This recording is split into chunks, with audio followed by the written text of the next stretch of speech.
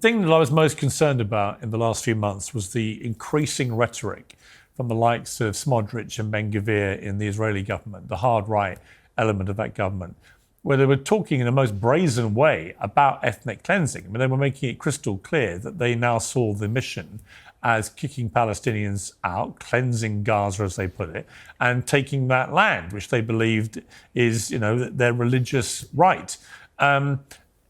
But what's interesting to me is today, coupled with all the scenes of hostages going home and Trump in the Knesset and so on, you also saw thousands of Palestinians going back into where their remains of their homes are to try and start rebuilding their lives. That is not consistent with my fear that Israel was really plotting to expel them all and keep them out. Are you not encouraged by the scenes of so many Palestinians being allowed to go back to where their homeland was?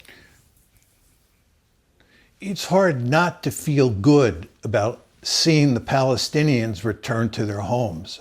It warms the cockles of my heart, although it's terribly depressing to see what's happened to their homes.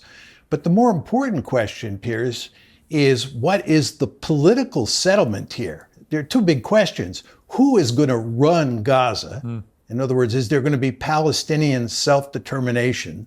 Or are the Palestinians going to run Gaza? That's number one. And then number two, what is the political horizon? What is the end game here?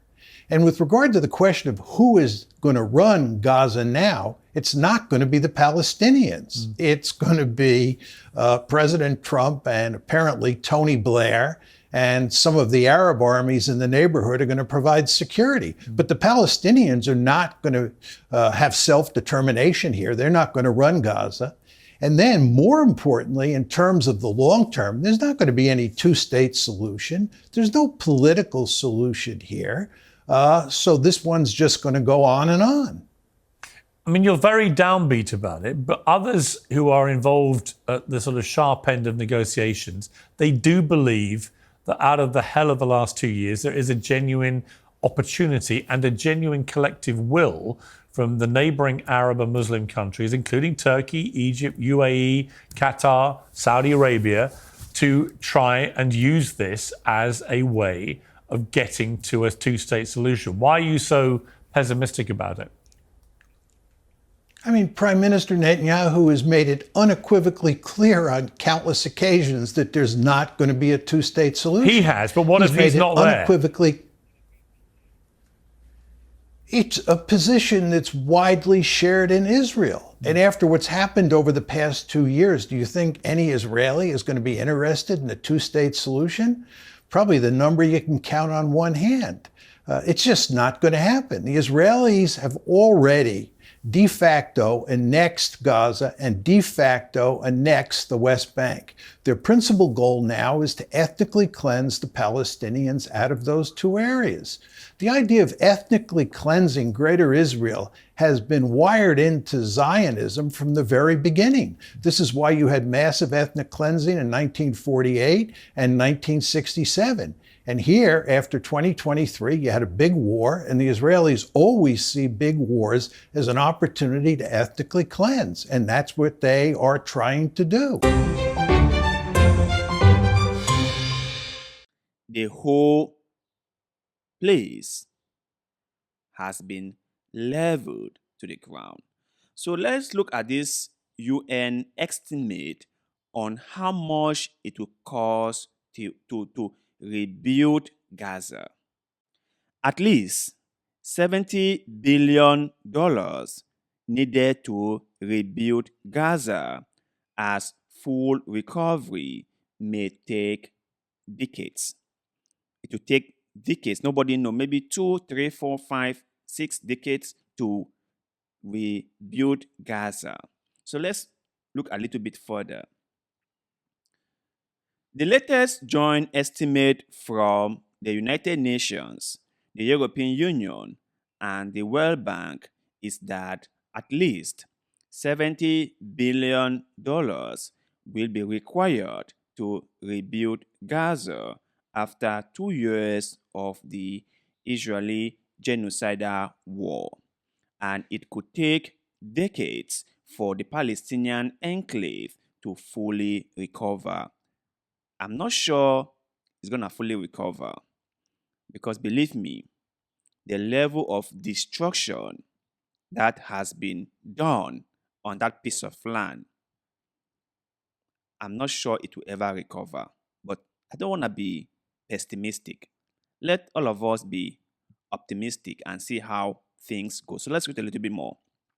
According to the UN Development Agency, the fragile ceasefire deal formalized on Monday ended Israeli bombardments that killed more than 67,800 Palestinians, mostly women and children, and reduced huge swathes of Gaza into a wasteland.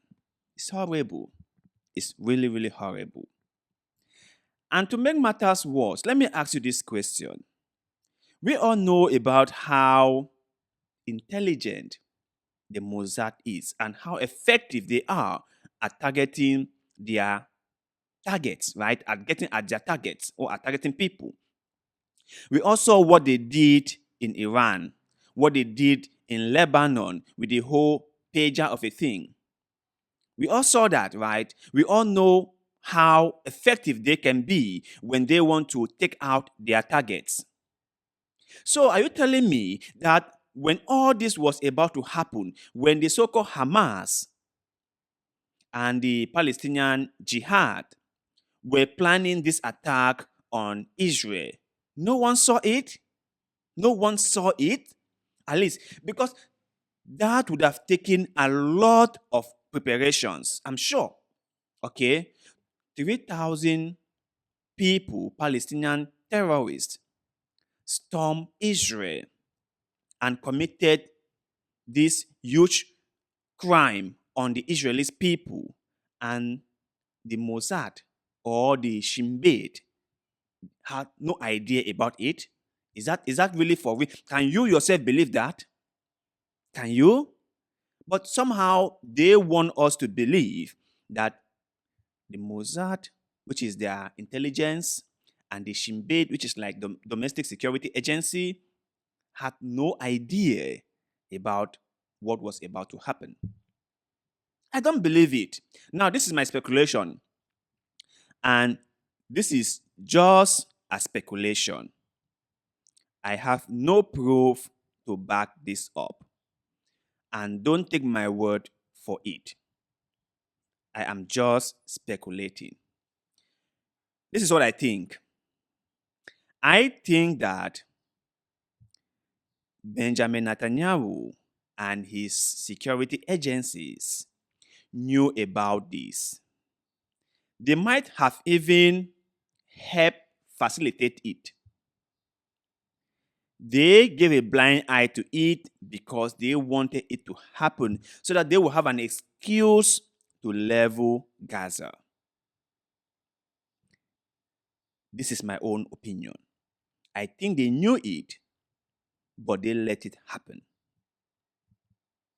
And we might come to find out this in the future, or we might never come to find out about this. But the thing is, like, when historians will want to write about this one question will be in their mind. How could this have happened? How come no one saw this coming? The Mossad, the Shin Bet, the CIA, none of them saw this coming? Like, for real? Are you telling me that the Mossad doesn't have a spy in Gaza? Or Shin Bet doesn't have intelligence people in like Mo in Gaza? Are you telling me that is for real? I don't believe it. But then again, like I said before, this is just my own opinion, pure speculation. I have no proof to back this up. And I'm not saying that is what happened. I'm just saying that this is a theory that I just want to play out. But you guys out there, looking at the level of destruction in Gaza, do you think that the Palestinians living there will ever recover from this? And also, do you think that this whole thing, the whole war on Gaza was well planned ahead of time? Do you think that the Palestinians or the Hamas attack on Israel was led to take place? You share your thoughts with us in the comment section below, because like always, we love hearing what you have to say. Please like the video, share the video, tell a friend or two about the platform. We are trying to get our content in front of a wider audience, and we believe that your love and support will help us get there way more quickly. And we shall appreciate every single help that we get from you. So thank you very much for doing just that. And like always, see you in the next one.